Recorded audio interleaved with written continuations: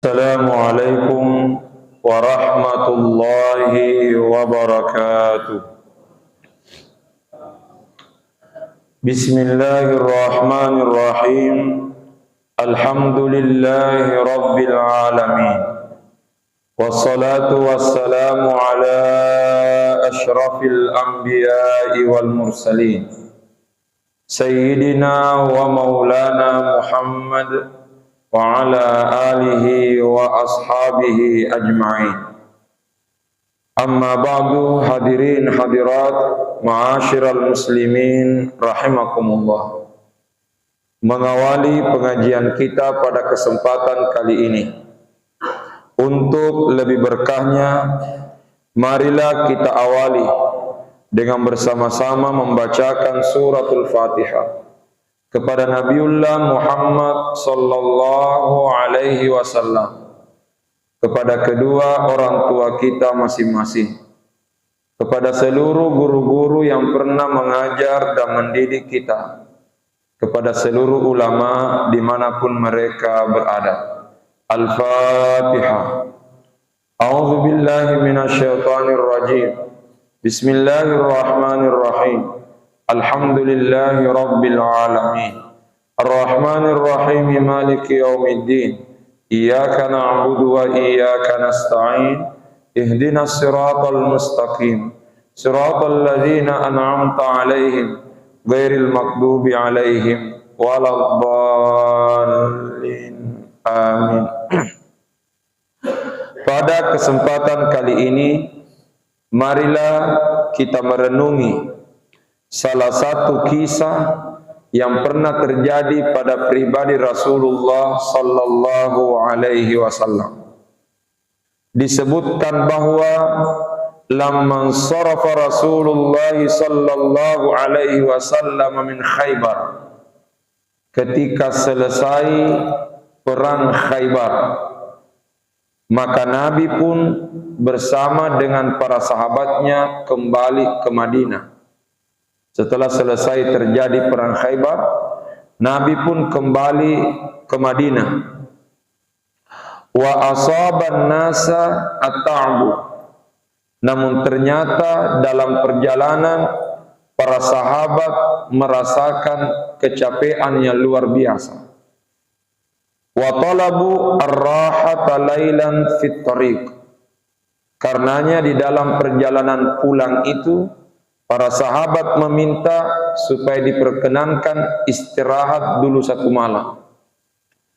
Walhasil, karena mereka ingin istirahat satu malam di perjalanan, qala Nabi sallallahu alaihi wasallam, maka Nabi pun berkata, mayyukizuna li salatil fajr.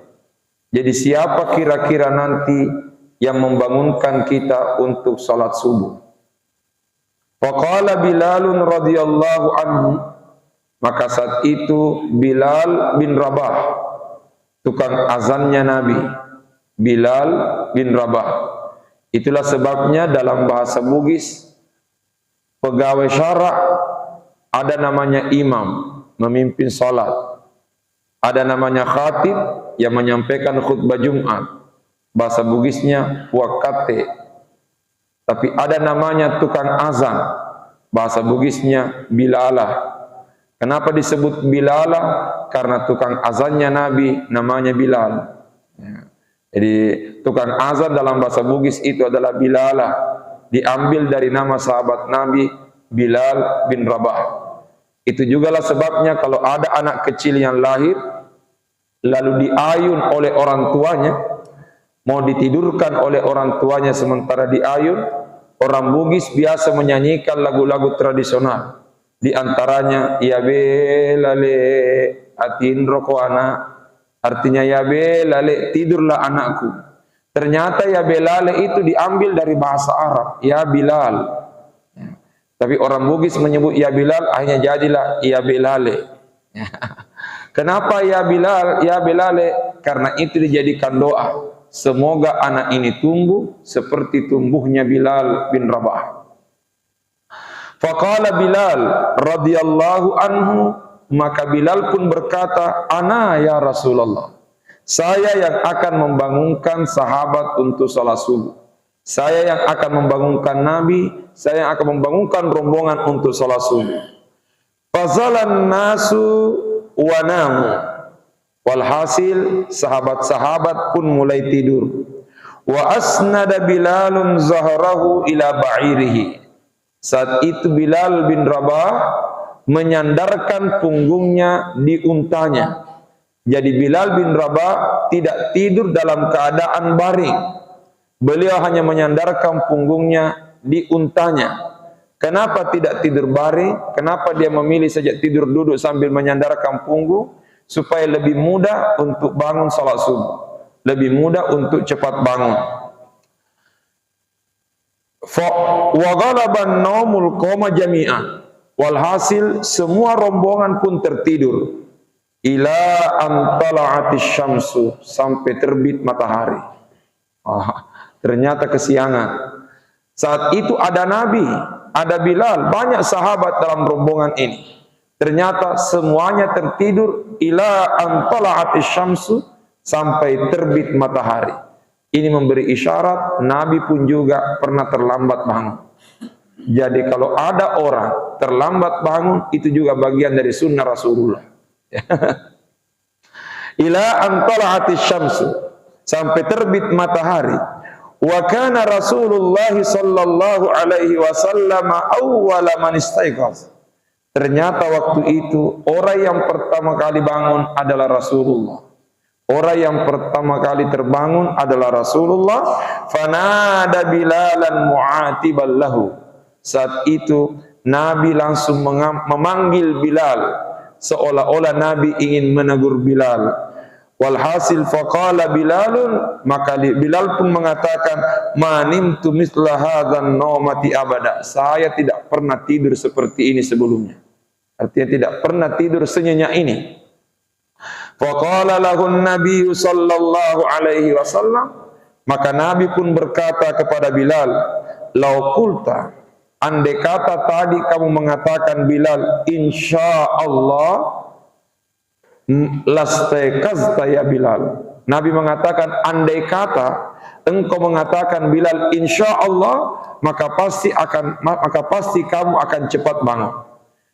Kenapa demikian? Karena ketika Nabi bertanya siapa nanti yang membangunkan kita, ternyata Bilal langsung mengatakan saya ya Rasulullah. Bilal tidak mengatakan insyaallah. Hanya Nabi mengatakan Bilal, sekiranya tadi kau mengatakan insyaallah, maka pasti kamu cepat bangun. Summa amara as-sahabata bil wudu'i was-shalah. Setelah itu Nabi pun memerintahkan para sahabat untuk berwudu dan selanjutnya melaksanakan salat subuh setelah lewat waktu subuh. Hadirin yang dimuliakan Allah, dari kisah yang kita sampaikan ini cukup banyak pelajaran yang bisa diambil.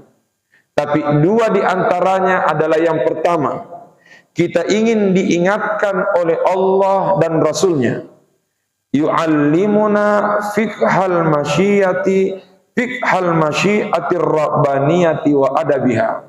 Melalui kisah ini kita ingin diajarkan oleh Allah, kita ingin diajarkan oleh Rasulullah bahwa segala apa yang terjadi itu tidak lepas dari kehendak Allah.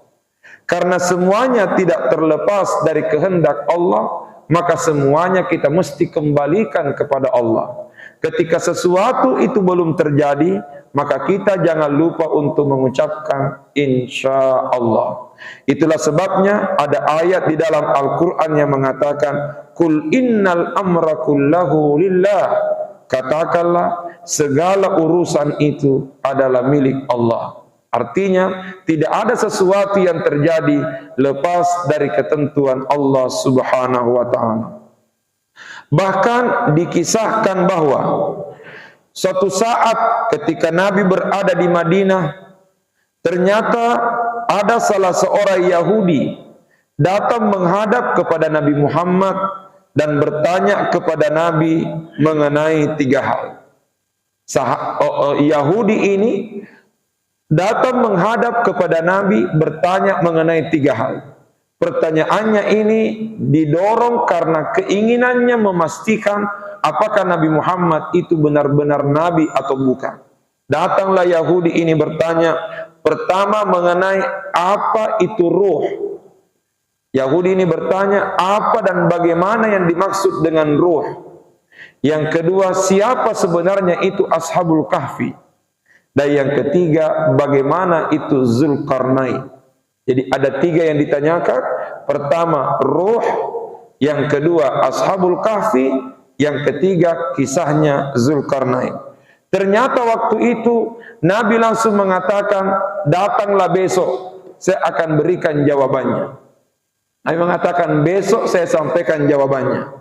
Ternyata kuasa Allah berbicara, selama 15 hari malaikat Jibril tidak pernah datang kepada Nabi Muhammad.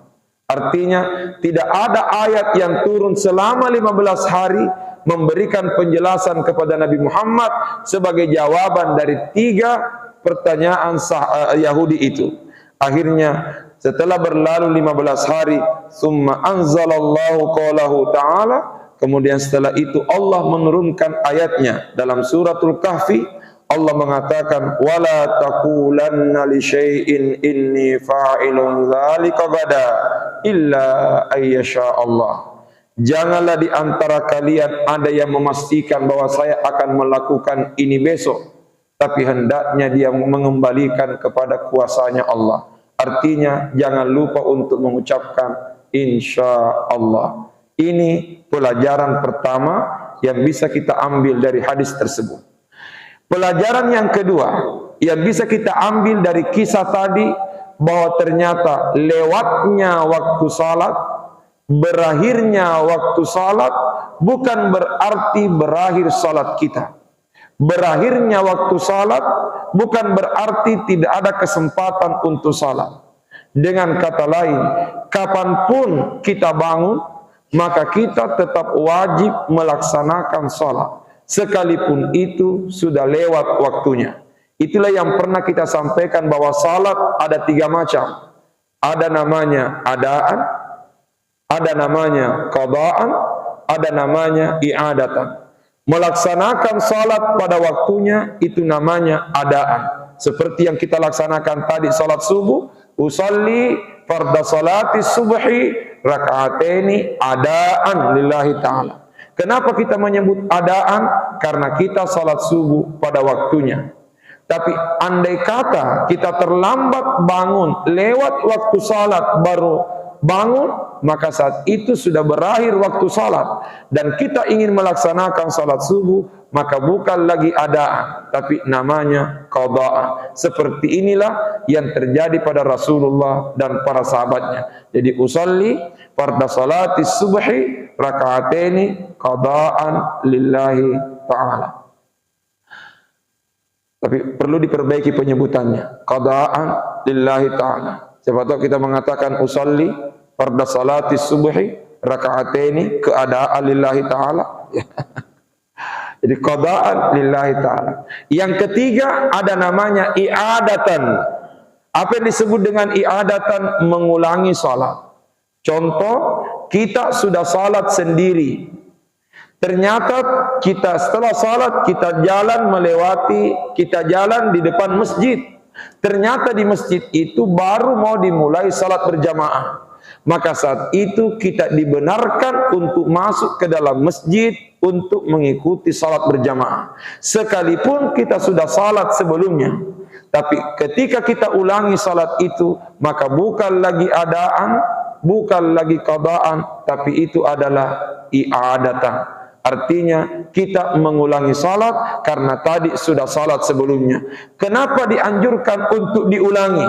Itu memberi isyarat betapa pentingnya salat berjamaah. Karena yang tadi salat sendiri, tapi karena kebetulan kita lihat orang melaksanakan salat berjamaah, kita dibolehkan untuk ikut masuk salat berjamaah untuk mengejar pahalanya salat berjamaah.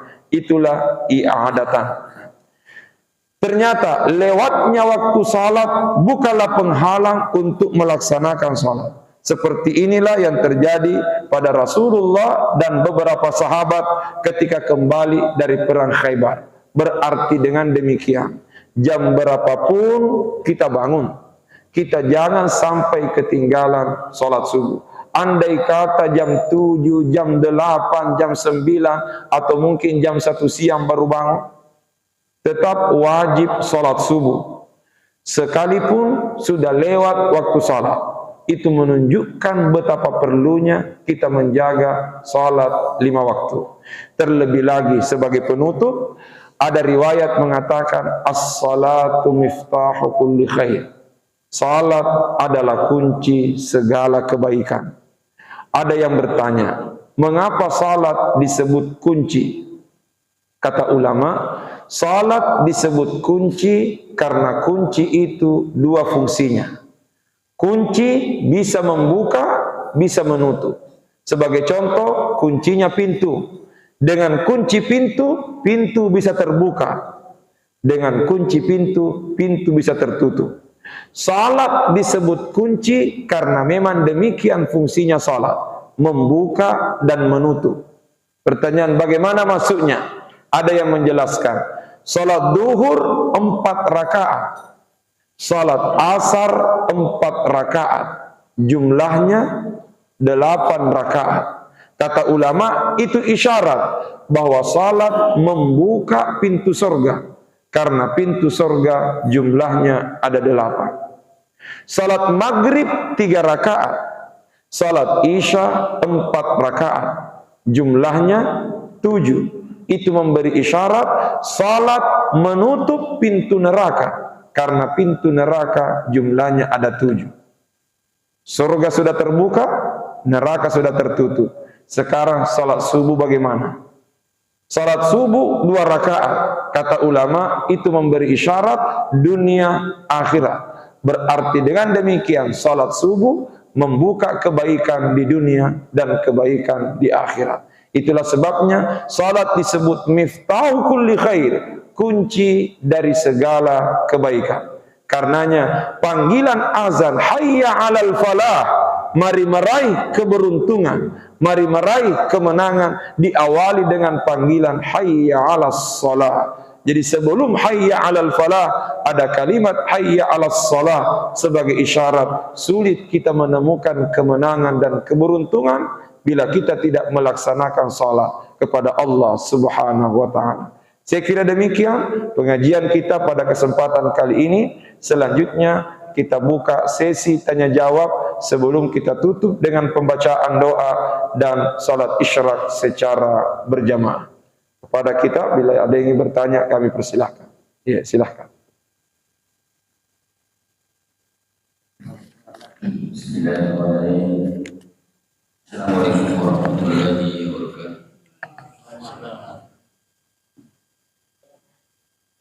Yang saya ingin tanyakan pertama,